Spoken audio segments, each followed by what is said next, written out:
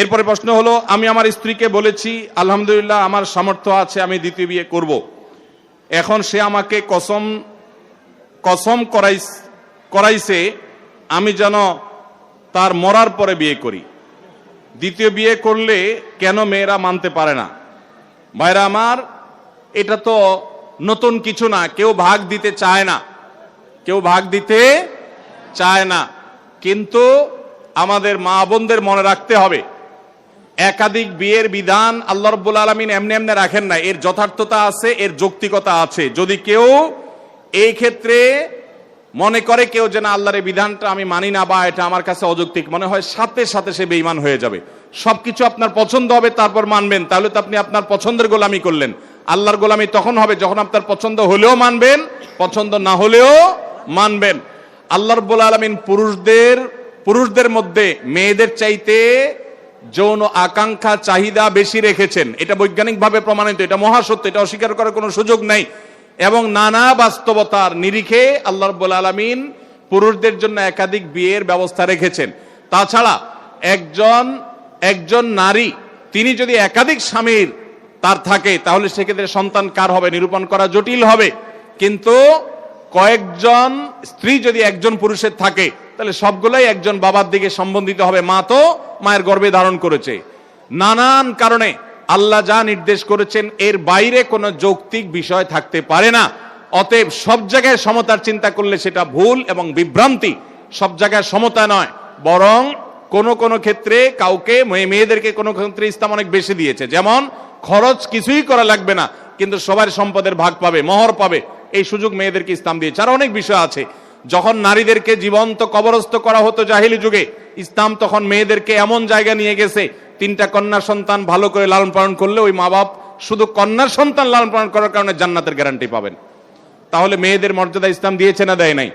অতএব আমাদের মা বোনরা তারা এই কঠিন বিষয়টিতেও, একটা হলো তিনি ব্যক্তিগতভাবে পছন্দ করেন না, তার সতীন আসুক সেটা ভিন্ন বসা, কিন্তু আল্লাহর বিধানের প্রতি তার যদি সন্দেহ থাকে, সংশয় থাকে বা ঘৃণা থাকে, তাহলে সাথে সাথে ঈমান চলে যাবে।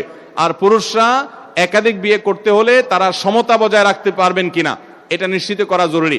যদি সমতা বজায় রাখতে পারেন তখন তার জন্য সেটা জায়েজ আছে। আল্লাহ আমাদেরকে বুঝার তৌফিক দান করুন। ইমাম সাহেব যদি হারামখোর হয়, তাহলে ওই ইমাম সাহেবের পিছনে নামাজ আদায় করলে নামাজ আদায় হবে কিনা? ইমাম সাহেব নিজে যদি হারাম খান এবং প্রকাশ্যে সেটা জানে সবাই, অনেক ইমাম সাহেব আছে আল্লাহ মাফ করুক অনেক এলাকায় সুদের কারবারে জড়িত, অনেক ইমাম সাহেব আছে ঘুষের কারবারে জড়িত। অনেক সময় দেখা যায় যে বিভিন্ন লোভনীয় মসজিদগুলো যেগুলোতে বিশেষ কোনো সুযোগ সুবিধা আছে, যেমন সরকারি মসজিদে যে মডেল মসজিদ বলেন অথবা গুরুত্বপূর্ণ কোনো মসজিদ, অনেক সময় দেখা যায় যে এই মসজিদগুলোতে চাকরির জন্য ঘুষ লেনদেন করে অনেকে। তো যে ইমাম ঘুষ দিয়ে চাকরি নেয় সে কিসের আলেম? অতএব এরকম ইমামকে নিযুক্ত করা কর্তৃপক্ষের জন্য জায়েজ নাই। যে হারাম হালাল বাছবিচার করতে পারে না সে ফাসিক, তাকে নিয়োগ দেওয়া জায়েজ নাই। যদি ইমাম এরকম ফাসিকি কাজের সাথে জড়িত থাকেন এবং এটা ওপেন সিক্রেট হয়, কর্তৃপক্ষের কর্তব্য সেই ইমামকে বিদায় দেওয়া। আর যদি ব্যাপারটা এরকম হয় যে কর্তৃপক্ষ নিজেই এই অপরাধে আক্রান্ত বা তারা আমলে নেয় না, তাহলে সেক্ষেত্রে আপনি মুসল্লি হিসাবে নামাজ পড়লে আপনার নামাজ হয়ে যাবে, তার পিছনে নামাজ পড়লে নামাজ হয়ে যাবে। আশেপাশে ভালো ইমাম থাকলে তাদের পিছনে পড়বেন, আর না হলে ওই ইমামের পিছনে নামাজ পড়লেও আপনার গুনাহ হবে না, আপনার নামাজ হয়ে যাবে। পিল খেয়ে মাসিক বন্ধ রেখে রমজানের রোজা রাখা যাবে কিনা? অনেক মা বোনরা এটা করেন, রমজানের রোজা যাতে ভাঙতি না পড়ে, যাতে রোজা রাখতে পারেন, কোরআন তেলাওয়াত করতে পারেন, নামাজ রোজা করতে পারেন, সেজন্য অনেকে ওষুধ খেয়ে নেন, মেডিসিন খেয়ে মাসিক বন্ধ করে দেন। তাদের এই কাজটা জায়েজ হবে কিনা? এটার উত্তর হলো, এই মেডিসিন গ্রহণ করার ফলে যদি আপনার শরীরে উল্লেখযোগ্য কোনো প্রকার সাইড এফেক্ট না পড়ে, ক্ষতিকর কোনো কিছু না হয়, তাহলে সেক্ষেত্রে আপনার জন্য এটা জায়েজ হবে। কিন্তু যদি আপনার শরীরে কোনো ক্ষতি হবে এরকম মনে হয় ওষুধটা সেবন করার মাধ্যমে, তাহলে নিজের ক্ষতি নিজে করবেন, এরকম কাজ করা জায়েজ নেই। আল্লাহ বলেছেন ওয়ালা তুলকু বিআইদিকুম ইলা তাহলুকা, তোমরা নিজেদেরকে ধ্বংসের দিকে ঠেলে দিও না। এই জন্য আপনার জন্য এরকম মেডিসিন গ্রহণ করা জায়েজ হবে না। আর সাধারণ অবস্থার উপরে ছেড়ে দিতে পারলে সবচেয়ে ভালো, কারণ আল্লাহর ফয়সালা, আপনি ইবাদত করে যে সওয়াব পাচ্ছেন আপনার ইবাদতের নিয়ত ছিল, কিন্তু আল্লাহর ফয়সালা অসুস্থ হয়েছেন, করতে পারেন নাই, আল্লাহ আপনাকে সমান সওয়াব দিবেন ইনশাআল্লাহ। এরপরে প্রশ্ন হলো, স্ত্রী তালাক দেওয়ার পর সেই স্ত্রীকে সাথে সাথে গ্রহণ করা যাবে কিনা, বিস্তারিত বুঝিয়ে দিবেন। যদি কেউ স্ত্রীকে তালাক দেন তাহলে সেই স্ত্রীকে আবার সাথে সাথে ফেরত নেওয়ার সুযোগ থাকবে যদি সেইভাবে তালাক দেন যেটাকে বলা হয় প্রত্যাহারযোগ্য তালাক। প্রত্যাহারযোগ্য তালাক কোনটা? আপনার স্ত্রীকে আপনি তালাক দিয়েছেন এক তালাক। কয় তালাক? এক তালাক দিয়েছেন। যখন তালাক দিয়েছেন তার মধ্যে আপনি ফেরত নিতে পারবেন। যদি জীবনে এর আগে একবার দিয়ে থাকেন, এটা দ্বিতীয় তালাক হয়, তাহলেও ফেরত নিতে পারবেন। আর যদি জীবনে এটা আপনার তৃতীয় তালাক হয় তাহলে সেক্ষেত্রে আপনি আর এটা ফেরত নিতে পারবেন না।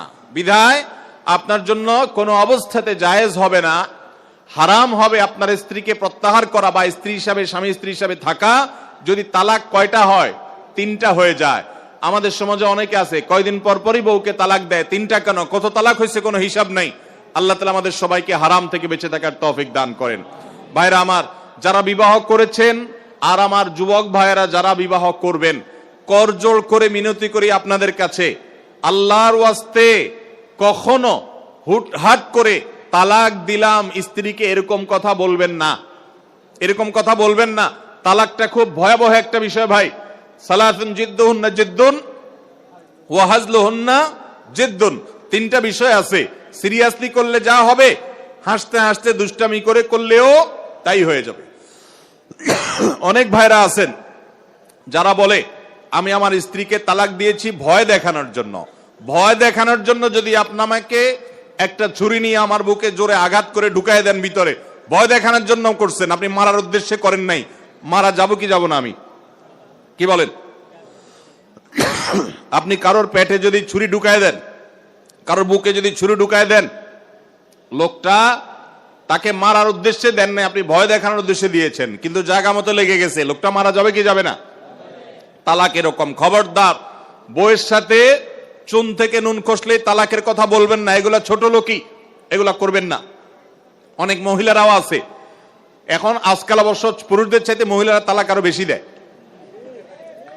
কথায় কথায় কথায় কথায় গাট্টি গোল করে বাপের বাড়িতে দৌড়। আল্লাহ আমাদের মা বোনদেরকে হেদায়েত দান করুন। দাম্পত্য জীবনে সুখী হওয়ার জন্য সবর করতে হবে। কত মহিলা আছে স্বামীকে বলে যে তোমার সংসারে এসে আমার জীবনটা তেনা তেনা হয়ে গেছে। এই তেনা তেনা হওয়ার কারণে উনি খেতা খেতা হওয়ার জন্য চলে যায় আর একটু ভালো জায়গায়, এরপরে যায় দেখে যে আগে তেনাই বরং ভালো ছিল। আল্লাহ তাআলা আমাদেরকে ধৈর্য ধারণ করার তৌফিক দান করুক। বাংলাদেশে দাম্পত্য জীবনে মানুষ বেশিরভাগই সুখী নই আমরা। দাম্পত্য জীবন আমাদের খুব খারাপ যাচ্ছে, দাম্পত্য সম্পর্কগুলো ঠুনকো হয়ে যাচ্ছে, ভয়াবহ অবস্থা। এজন্য স্বামী এবং স্ত্রী উভয়কে সবর এবং শুকরের চর্চা করতে হবে, ধৈর্য এবং কৃতজ্ঞতা। আল্লাহ আমার স্ত্রীর মধ্যে যা দিয়েছে, অনেক স্ত্রী সেটা নাই। আমার স্বামীকে আল্লাহ যা দিয়েছেন অনেক স্বামীর কাছে সেটা নাই। এটা বিশ্বাস রাখতে হবে মনে প্রাণে, এবং সবর করতে হবে যে আমি যে কষ্টে আছি এর চাইতে কষ্টে আরো অনেকে আছেন, অতএব সবর করব। সবর এবং শুকর ছাড়া কখনো দাম্পত্য জীবনে সুখী হতে পারে না মানুষ। আমরা সবাই সে চেষ্টা করবো তো ইনশাআল্লাহ। আল্লাহ আমাদের তৌফিক দান করুন। এরপরে প্রশ্ন হলো, প্রাপ্তবয়স্ক ছেলে মেয়ে যদি নিজেরা বিবাহ করে বাবা মা আপত্তি করতে পারবে কিনা? প্রাপ্তবয়স্ক ছেলে মেয়ে তারা যদি নিজেরা বিবাহ বন্ধনে আবদ্ধ হয় তাহলে সেক্ষেত্রে সেই বিবাহটা যদি এমন কোন ক্ষেত্রে হয় যেটি আপত্তিকর জায়গা, অর্থাৎ বাবা মার যে ফ্যামিলিগত যে সামঞ্জস্যতা আছে তার সাথে যায় না। ধরুন একটা ছেলে সে বিয়ে করেছে বা একটা মেয়ে কারোর সঙ্গে বিবাহ বন্ধনে আবদ্ধ হয়েছে, এমন একটা ফ্যামিলিতে গিয়ে যেই ফ্যামিলি আর এই ফ্যামিলির স্ট্যাটাস একরকম না, সামাজিকভাবে বিস্তর ফরাক, তাহলে সেক্ষেত্রে বাবা মা অভিভাবকরা সেই বিবাহে আপত্তি করার অধিকার তাদের আছে। আর হানাফি মাযহাব ছাড়া অন্য কোন কোন মাযহাবের ওলামাদের মত, সৌদি আরবের ওলামাদের মত হলো যে মেয়েরা প্রাপ্তবয়স্ক হলেও বাবা বা অভিভাবক যে অভিভাবকের অনুমতি ছাড়া বিয়ে দিলে সে বিয়ে বসলে সে বিয়ে বাতিল হবে। আমাদের আয়েশা রাদিয়াল্লাহু তাআলা থেকে বর্ণিত প্রসিদ্ধ হাদিস হলো তাদের এই মতের সপক্ষের ওলামাদের দলিল। এর বিপরীতে হানাফি মাযহাবের ওলামাদের মতে এটি জায়েজ আছে। তো যদিও জায়েজ হয়, যদি সেটা কুফুর খেলাফ হয়, অর্থাৎ অসামঞ্জস্য জায়গায় হয়, বাবা মা সেই বিবাহে আপত্তি করার রাইট বা অধিকার তাদেরকে দেওয়া হয়েছে। ইসলামী শরিয়ার আলোকে আদালতের মাধ্যমে সে বিবাহ ভাঙার উদ্যোগ নিতে পারে বাবা মা। সেটা না থাকলে তারা এই বিবাহে আপত্তি তুলে এটার ভাঙার উদ্যোগ তাদের নেওয়ার রাইট থাকে, যদি সেটা ওই যে অসামঞ্জস্যপূর্ণ জায়গায়, আকাশ পাতাল এরকম ব্যবধান জায়গায় তারা এরকম কোন সম্বন্ধ করে, তাহলে বাবা মার সেখানে আপত্তি করার রাইট থাকে। ছোট বাচ্চা থাকাকালীন যদি আবার বাচ্চা পেটে আসে, তাহলে কি বাচ্চা নষ্ট করা যাবে? বাচ্চা নষ্ট করা যাবে না ভাই, এটা খুব জঘন্য অপরাধ। গর্ভস্থ সন্তান নষ্ট করা জাহেলি যুগের মানুষের দুঃস্বভাব, এটা যাবে না, এটা খুব হারাম, বড় ধরনের কবিরা গুনাহ। বাচ্চা আপনার যদি এরকম হয় যে একটা বাচ্চা আছে, আরেকটা বাচ্চা আল্লাহ তাআলা গর্ভে মাতৃগর্ভে দিয়েছেন, অসতর্কতা বশত বা যেভাবে হোক আপনার হয়তো এখন বাচ্চা হলে সমস্যা হতো, তাও আল্লাহর ফয়সালা হয়ে গেছে, তাহলে আপনি এই অজুহাতে যে বাচ্চা আরেকটা আছে একটু কষ্ট হবে এই ঠুনকো অজুহাতে আপনি গর্ভস্থ ভ্রূণ হত্যা করতে পারবেন না, সেটা আপনার জন্য জায়েজ হবে না। যদি এমন হয় যে এই গর্ভস্থ ভ্রূণ নষ্ট না করা হলে মায়ের জীবন রিস্কের মধ্যে পড়তে পারে, এবং সে রিস্কটা ঠুনকো না, বরং বিশেষজ্ঞ ডাক্তারদের প্রায় সবাই একমত যেটা বড় ধরনের রিস্ক আছে মায়ের জীবনে, এরকম যদি হয় তাহলে সেক্ষেত্রে সেটা নষ্ট করতে পারবেন, তাও হার্টবিট আসার আগে আপনার মায়ের জীবন রক্ষার প্রয়োজনে সেটা করা যেতে পারে।